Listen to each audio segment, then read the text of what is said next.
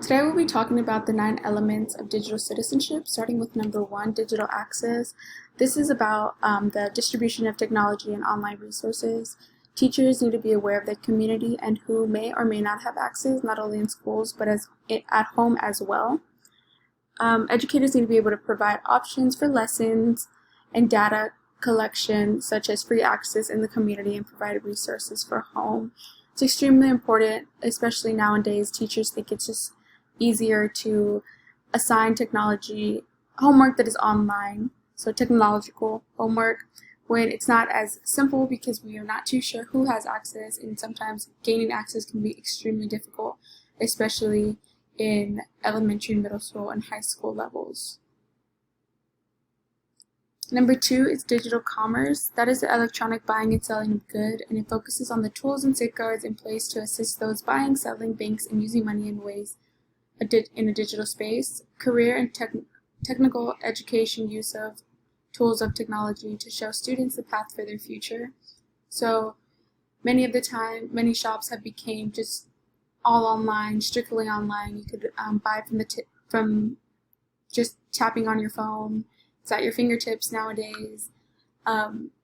It also talks about product reviews, which it's important because it shows the buyer what kind of experiences other buyers have had, so it will be able to tell you, yes, I want it, no, I want it, good quality, not good quality. So that's the pretty good benefit of digital commerce. It's at the touch of your fingertip. Number 3 is digital communication and collaboration. This is the electronic exchange of information. All users need to define how they will share their thoughts so that others understand the message. For students struggling to understand their place in the world, technology can help them find their own voice and express themselves.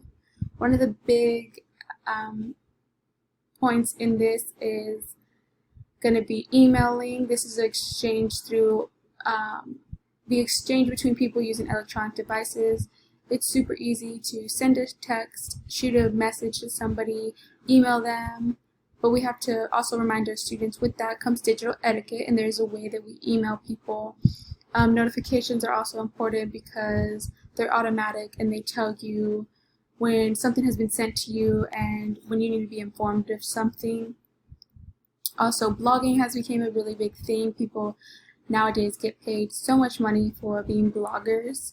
It's a discussion or informational website consisting of discrete, often informal, diary-style text entries. So it's real personal. A lot of people blog about their life, blog about clothes, different things. Social media is another big aspect, and with that also comes digital etiquette. There is a way that students should be taught how to use social media, and I cannot stress that enough. I feel like many students use social media as an outlet and don't realize that everybody could see it, the whole world could see it. It is out there forever, it does not get deleted, and I feel like there needs to be more teaching about social media to students so that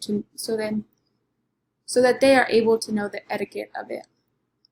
Number 4 is digital rights and responsibility, and those are the requirements and freedoms extended to everyone in the digital world. This area of digital citizenship is about helping students understand when they are provided opportunities, such as the access of internet and use of online products. They need to be diligent in helping others as well, such as informing adults of potential problems. Educators must help students understand that protecting others both online and in the real world are an essential skill to have.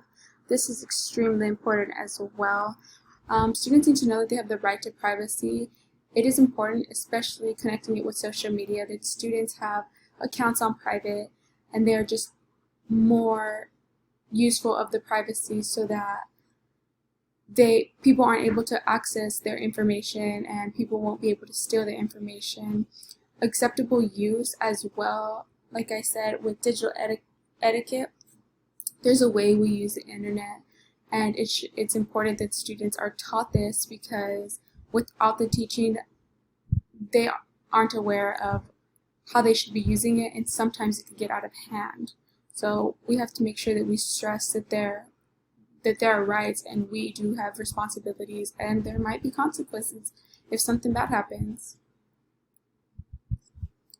Digital health and welfare. It refers to the physical and psychological well-being in a digital world. Technology provides many opportunities and enjoyments, but knowing how to segment use with needs of ourselves and others is key to a healthy and balanced life.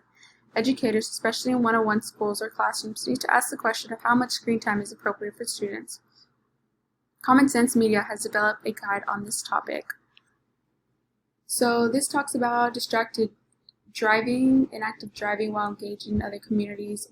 It will distract the driver and it is very clear that it is not legal to be doing any type of distracted driving, just because not only are you putting yourself in danger, you are also putting other people in danger. Screen time as well.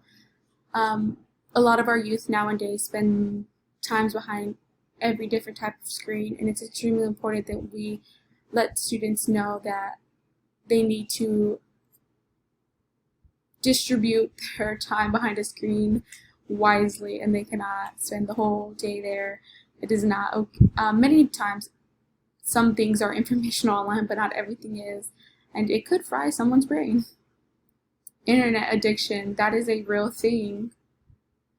Some people will just wake up and they lose out on on having conversations with people. They lose out on having memories with people, or just real life people interaction, because they are addicted to the internet.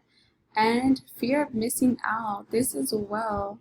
It's just being absent from the real world and being way too much into the internet.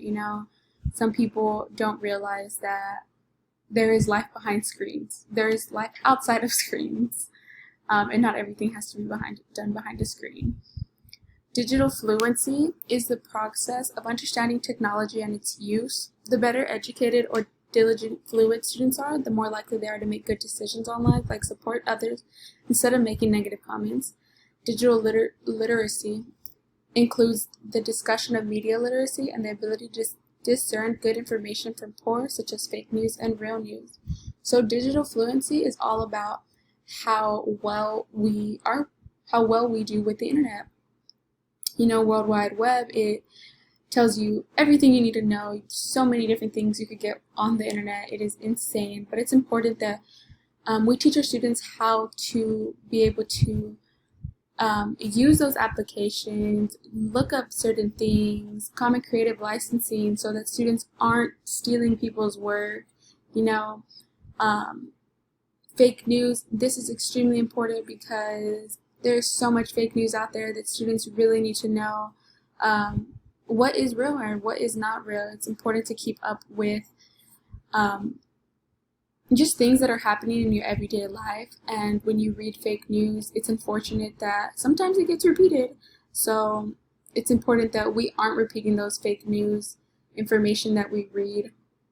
The cloud, this is just referring to how everything is saved into this big old cloud and things just never get deleted. You'll be able to see many people's things, so many ways you can trace back. But like I did mention, the better educated or digitally fluent students are, the more likely they are to make good decisions online. When you're able to teach your students how to use the internet well, what choices to make, all that good stuff, they are going to be pros at using the internet. Everybody makes mistakes, but they'll be the least likely to make the mistakes, and they'll make sure that they're being safe and smart about using the internet. Digital security and privacy. This refers to the electronic precautions to guarantee safety. Viruses, worms, and other bots can be passed along from one system to another, just like an illness. When using devices in school or at home, understanding and being aware of attacks or how to prevent them are important skills today and into the future. Authentic and logging in. It's important that students know they just can't be putting their information into any website. They have to make sure they're on the correct website, that they're using some type of username and some type of password that other people aren't going to be able to guess. Virus protections.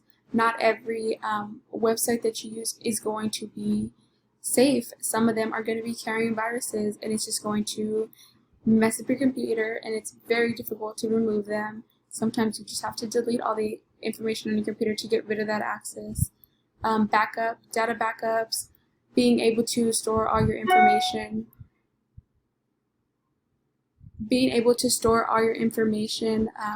Somewhere safe so that you know you can just go back there and get it when you need to. Passwords as well, writing them down.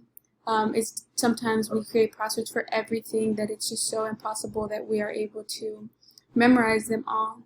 So having a backup. Data sharing as well needs to be careful because you never know what you're sharing, and sometimes it's very convenient because you're just able to share with people. So you always want to make sure you're being safe about it and that you are protecting your privacy overall, because it would be terrible for someone to be able to steal all your information that is personal. Number 8 is digital etiquette. This refers to the standards and conduct or procedures and has to do with the processing of thinking about others when using digital devices. Teachers can include digital etiquette as part of a classroom roles. Whether in the classroom or online, being aware of others is an important idea for everybody. Like I said, just being digital awareness, that's just understanding the impact of your online identity to you and others, knowing that there's just a certain way that you use the internet. It's very unfortunate that there are people out there that do not have digital etiquette, and we go through things like harassing, flaming, trolling, social bullying, digital bullying, all that stuff. It's terrible, and it's important that us as teachers are able to tell our students, it's not okay if you wouldn't do it in person. It's probably not a good idea to do it online. That stuff stays out there forever, and it could really impact somebody's life the way you use the internet. So always just be careful and, remember that things online do not go away. So you definitely want to have some type of etiquette when using any type of social media, any type of technology. You want to have that etiquette so that you could just respect yourself as well as respecting others. And last but not least, we have digital law. This refers to the electronic responsibility for actions and deeds and has to do with the creation of rules and policies that address issues related to the online world. Just as in the real world, the online world has to create structure to protect those using these digital services from harm. Support for issues such as cyberbullying and sexting are available from school resource officers and other school counselors. Administrators need to come up with positive approaches to these issues in their schools and districts. So this one has a lot to do with copyright, that's identity theft, Child Internet Protection Act.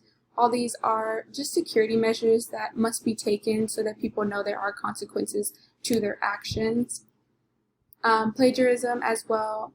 Through all ages, since the beginning of school, we are taught that you aren't able to steal someone's work without letting people know where you got it from. It's important that if it is not your idea, you inform others that you are basically borrowing it and using it to create your own idea. But it's important that we cite those people and give them credit for their own work.